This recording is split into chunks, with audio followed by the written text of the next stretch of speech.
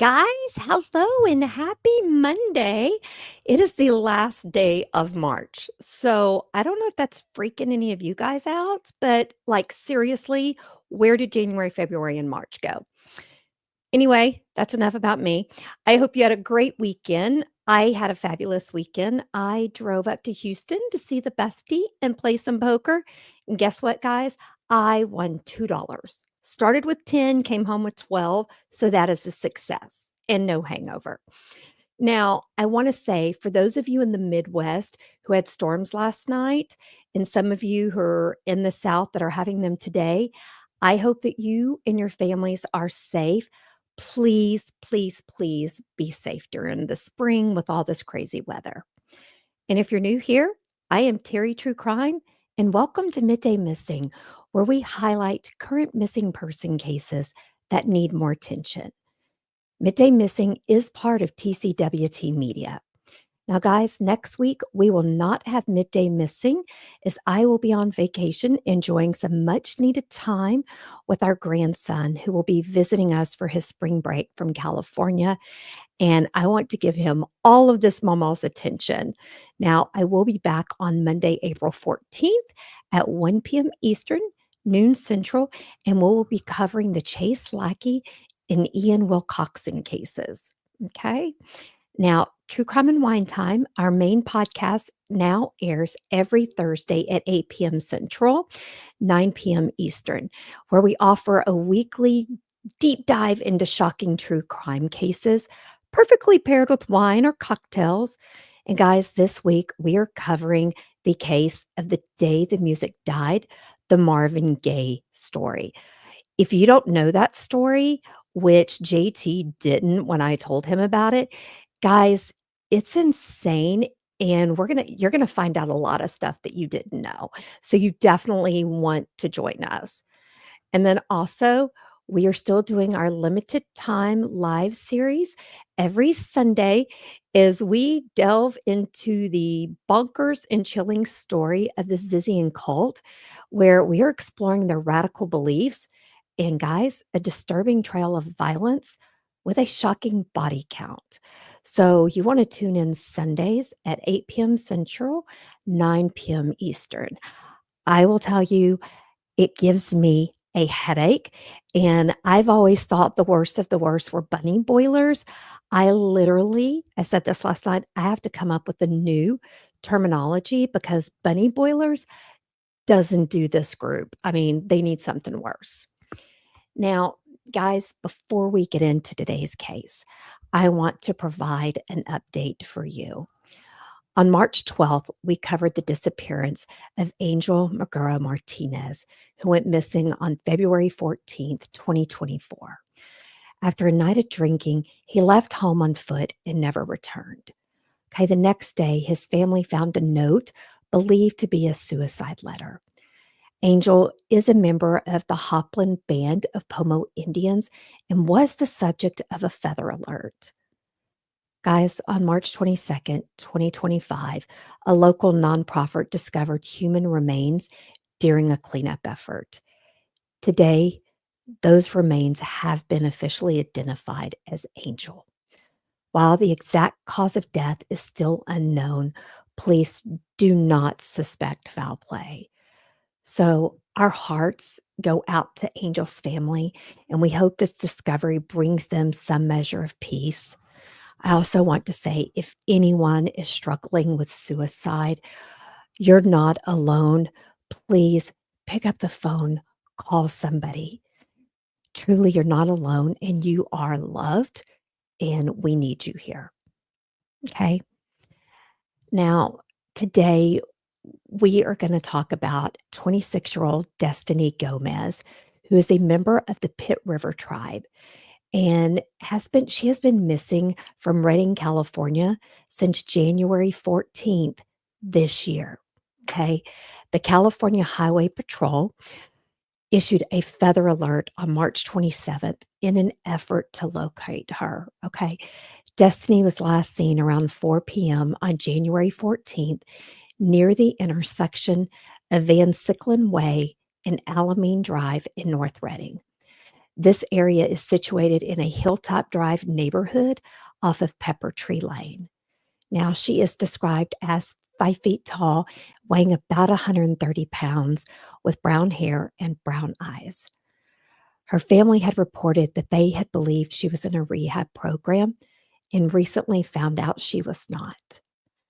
Authorities believe she may be on foot and possibly in the San Francisco area.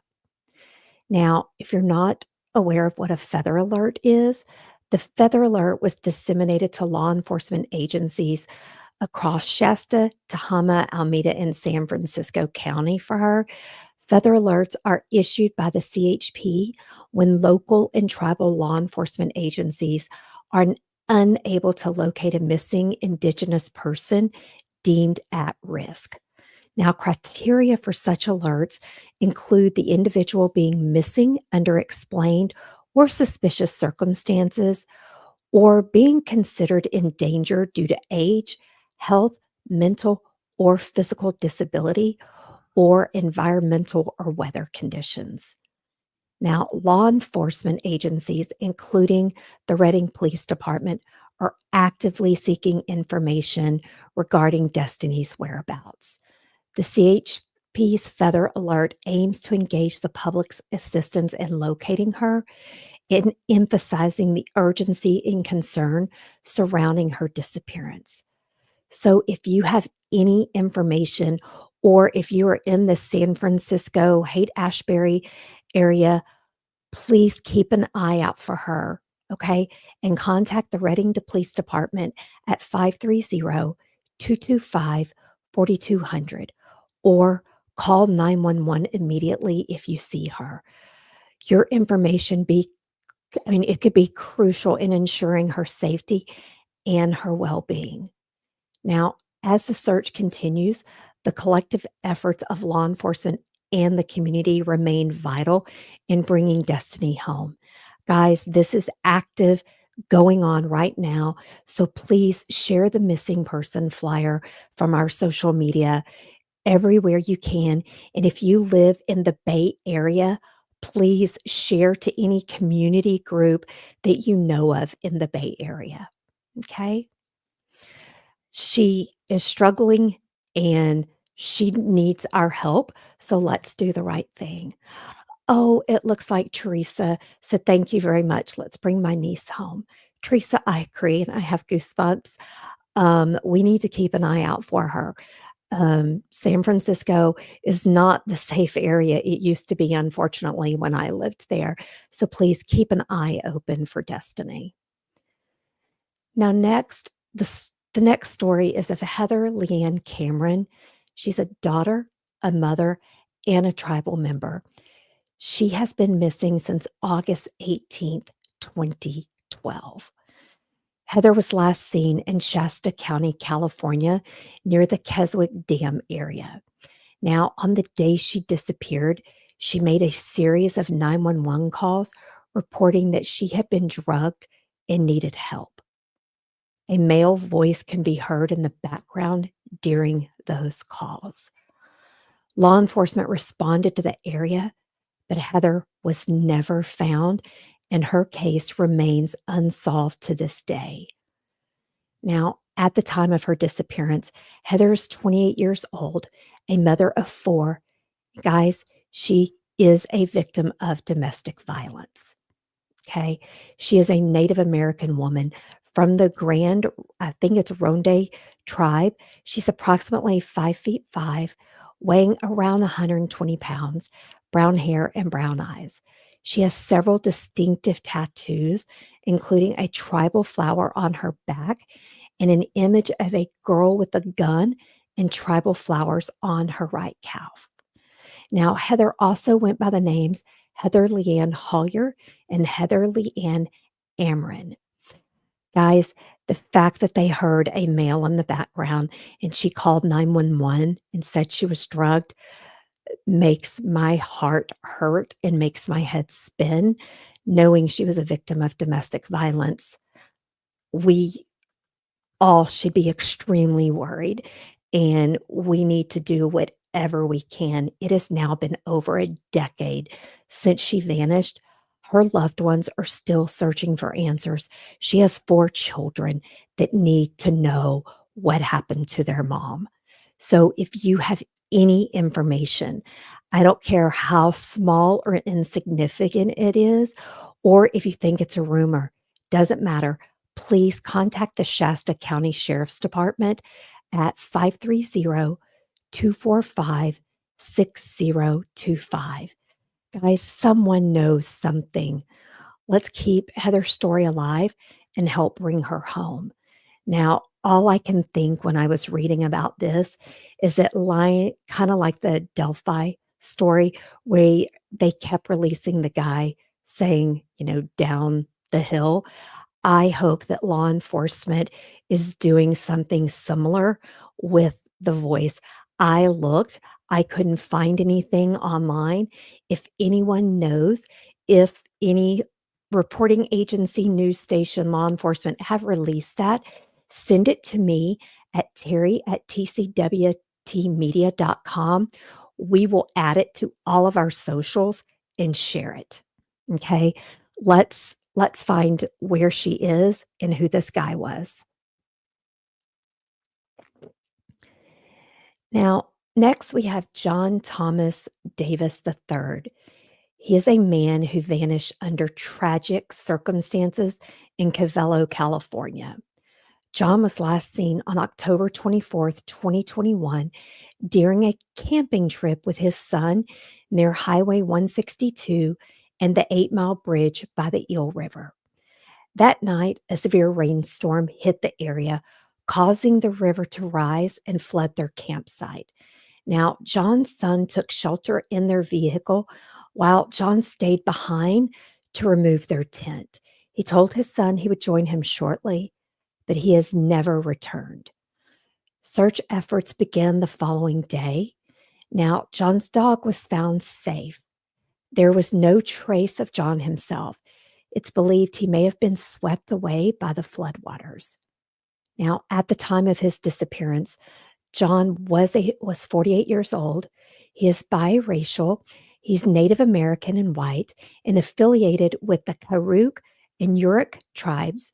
He stands 5'11", weighed around 220 pounds, and has brown hair and blue eyes. He was last seen wearing a camouflage print rain jacket and neon green pants with a reflective stripe. Guys, anyone that goes camping in that area and you go hiking, please keep an eye out, okay? If floodwaters did take him, he could be up in a place that you wouldn't think he is. Also, I want to remind people something nefarious could have happened. It is a perfect time for someone looking to do something bad to find a dad who's moving a tent because the waters are raging to take them and do something to them. Okay. That happened during Hurricane Katrina in Houston. A husband took the time because it was perfect. Everything was flooded. You couldn't get anywhere, houses, cars. He took it upon himself to kill his wife. Okay, guys, so let's not assume that the floodwaters took him. Okay, the dog got away. So this case does remain open, and the Mendocino County Sheriff's Office is still seeking any information that could help bring answer to John's family. So if you know anything, like I said, no matter how small it may seem, I don't care if you find a black sock when you're hiking out in that area, call them, okay? Call 707-463-4095. Now, guys, I decided I would give you Terry's tips for staying safe while camping. Now, I like to go camping, believe it or not. I am a girly girl. I am bougie as all get out. But guess what? I still like to go sleep in a tent and rugged. Okay. So to me, there's nothing like escaping the great outdoors. But whether you're solo camping or you're with friends or family, safety should always come first. Okay. Now, I'm going to just go out here and say if you're solo camping, that concerns me. Okay. Make sure if you're solo camping, you're at least in a public park, a campground, hiking ground where there's lots of other people. Okay. Now, you need to always, like I said, be prepared for everything nature and humans might throw your way. Okay. Always share your itinerary with a trusted fit friend or family member. Okay. Include where you will be, when you're arriving, when you're leaving, and when they should expect for you to check in. Okay. Turn on your Find Me on your phone. Okay. Pick the right campsite. Okay. Choose well populated, well lit areas. Okay. Avoid setting up camp near isolated trails or areas with limited visibility. Guys, if you're going away on a little love retreat and you're going camping and you're looking for a little alone, sexy time, you still do not want to go too far off the path. Okay. There are bad people out there who are looking to do nefarious things. And guys, I say this all the time. If something feels off, trust your gut and move. Okay. Stay aware of your surroundings. Know who and what is around you. Guys, I'm talking about animals and people.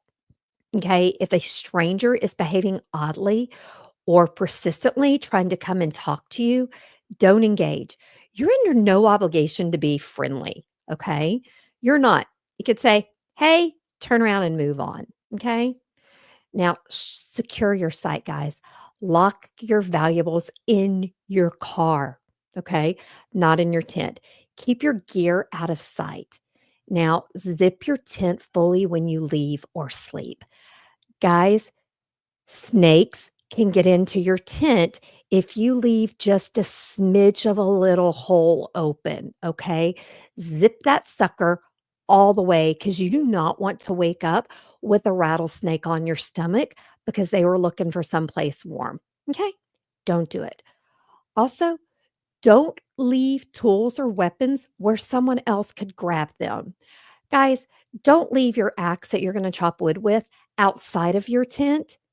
Either put it in your car or bring it in your tent with you in case you need it. You don't want to give it to someone and they go, ooh, look what I found. No, no. Also, pack for the elements. You need to bring layers for changing weather. Right now in Texas, it was 64 this morning. It's going to be like 78 or something today. Layering works. Also, always have a first aid kit, sunscreen, bug spray, and enough food and clean water to last longer than your planned stay. Okay. I always try to take 3 to 5 days per person extra. Okay. Also, bring a megaphone or an air horn so that you can alert others if you are in danger. Guys, there is nothing more to scare somebody off when you spray an air horn. It's going to hurt their ears and they hopefully are going to take off running because everybody around you is going to know. A megaphone, if you're hiking, is good to have, and you can get small portable ones. If you fall down somewhere, a ravine, you get in a cave or something, you can call for help with that. Okay. Now, download maps and carry a paper backup, guys. Your phone may not work. Also, bring a compass if you know how to read a compass. I'm learning. Never eat soggy waffles. I'm learning. Also, flashlight, multi tool, and extra batteries. Okay. Now, I say carry a whistle, bear spray, and any other legal self defense item. Okay. Know how to use it. Keep it with you even while you sleep. Okay. Camping is peaceful and fun, but let's be proactive. The outdoors are amazing, but don't let the peace fool you into dropping your guard. Also, store your food either in your car or put it in a bag, hoist it up high. Do not leave it on the picnic table. Do not leave it near you. The animals will come to find it. Okay, guys? Just trust me on it. I'm speaking from experience. And guys, remember, being prepared is not being paranoid. It's called being smart and safe. Okay? So that's all my tips. I want to say thank you for joining me today. I do look forward to seeing you again on Wednesday for our next episode of Midday Missing. And don't forget, you can also join our Facebook group. That is where we will post all of our missing posters as well as share other posters that we verified are legitimate. On our Midday Missing Facebook profile, we're not there talking about fun things and being silly. That's not the place for it. If you want my silliness, you want to go to Terry True Crime. That's where I share my silliness. I'm on that on all of the socials. True Crime and Wine Time is our main Facebook channel. That's where we share a little bit of everything. Okay. And remember, you can catch all of our shows here on Facebook and on our YouTube channel. And you can listen to our podcast version on your favorite platform. But guys, I'm going to tell you, if you head on over to YouTube, what's great about it, you can hit the notify button and it will give you a reminder that we're about to start. Facebook doesn't do that. So you can do that on YouTube. You can also join our YouTube channel membership where you get exclusive content. Like this past Friday, we just had a members only happy hour event. And JT and I shared some secrets. We played some games, gave away a prize. It was a lot of fun. Okay. Now, if you know of, or if you have a loved one missing and are interested in having us feature that story on an upcoming episode, or if you're a family member and you want to come on and join us for a live interview, contact Amy, our assistant producer, by emailing amy@tcwtmedia.com, or you can send us a DM on any of our Facebook pages. And guys, I would like to remind all of you, well, it looks like Mr. Lackey is here. Hello, Mr. Craig Lackey.